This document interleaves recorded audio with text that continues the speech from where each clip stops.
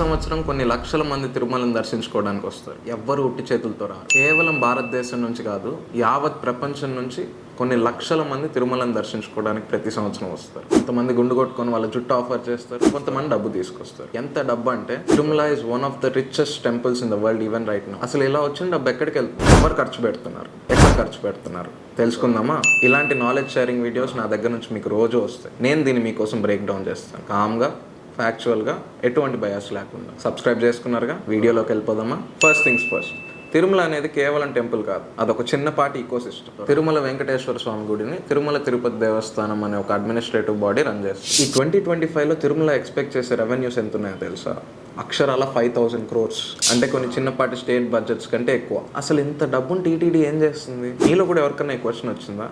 నాకు కమెంట్స్లో చెప్పండి, ఐడ్ లైక్ టు నో. అసలు ఫస్ట్ ఈ డబ్బు ఎక్కడి నుంచి వస్తుందని చూద్దాం. టెంపుల్లో ఆఫరింగ్ బాక్స్ ఏదైతే ఉంటుందో, హుండీ అంటాం చూడండి, కేవలం దాంట్లోనే 1,600 crores పైగా రెవెన్యూ జనరేట్ అవుతుంది. ఈ ఇంట్రెస్ట్ ఆన్ ఫిక్స్డ్ డిపాజిట్స్ ఉంటాయి చూడండి, మనం బ్యాంక్లో ఏదైతే ఎఫ్డీలు వేసుకుంటామో ఒక 8 to 9% ఇంట్రెస్ట్ జనరేట్ అవుతుంది ఇయర్లీ.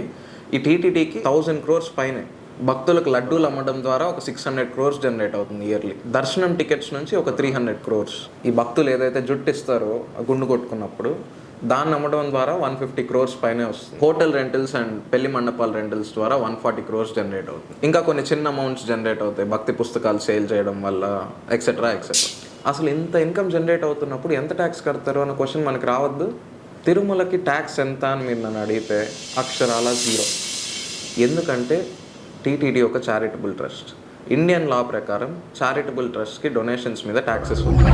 ఇన్కమ్ ట్యాక్స్ మాత్రమే 0. చాలా కమర్షియల్ యాక్టివిటీస్ మీద తిరుమల ఎంతో జిఎస్టీ కడుతుంది.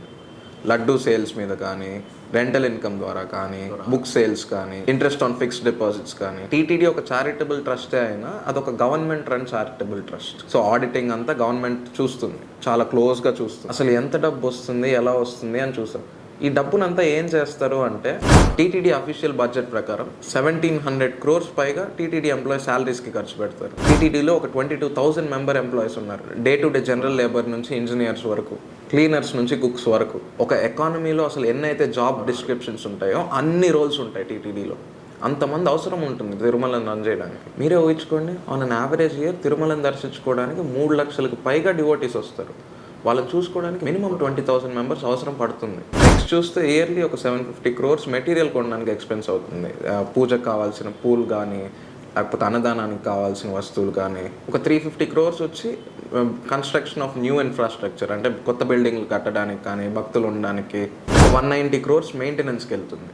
ఈ బిల్డింగ్స్ని మెయింటైన్ చేయడానికి ఏదైతే ఉంటుందో ఆ కాస్ట్ 190 crores. ఇవే కాకుండా సోషల్ యాక్టివిటీస్ ఎన్నో. ఈ తిరుమల రన్ చేసే హాస్పిటల్స్ కొన్ని ఉన్నాయి. బాలాజీ ఇన్స్టిట్యూట్ ఆఫ్ సర్జరీ అని, స్విమ్స్ అని, Sri Venkateswara institute of medical science అని. ఇది మెయింటైన్ చేయడానికి 240 crores అవుతుంది. 145 crores ఫర్ ఎడ్యుకేషనల్ ఇన్స్టిట్యూషన్స్. ఎన్నో vedic schools and Sanskrit institutions నడుపుతుంది టీటీడీ.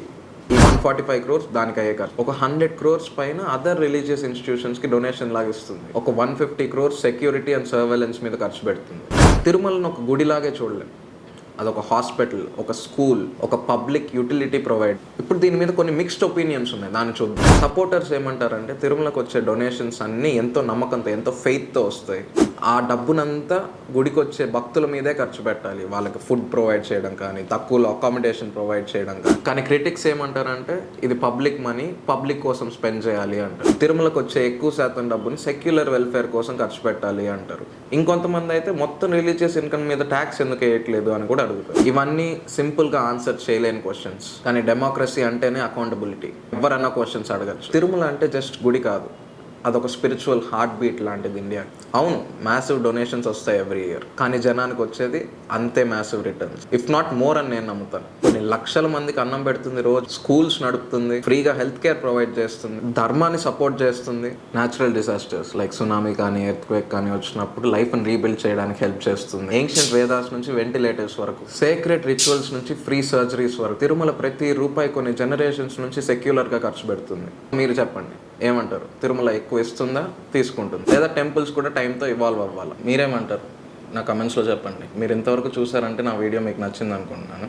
ఇలాంటి నాలెడ్జ్ షేరింగ్ వీడియో నా నుంచి మీకు రోజు ఒకటి వస్తుంది. లైక్ చేశారుగా, అండ్ మీకు నాకు ఏదైనా వీడియో సజెషన్ ఇవ్వాలనుకున్నా కమెంట్స్లో చెప్పండి. Let's make social media the most honest and true form of media. Thank you.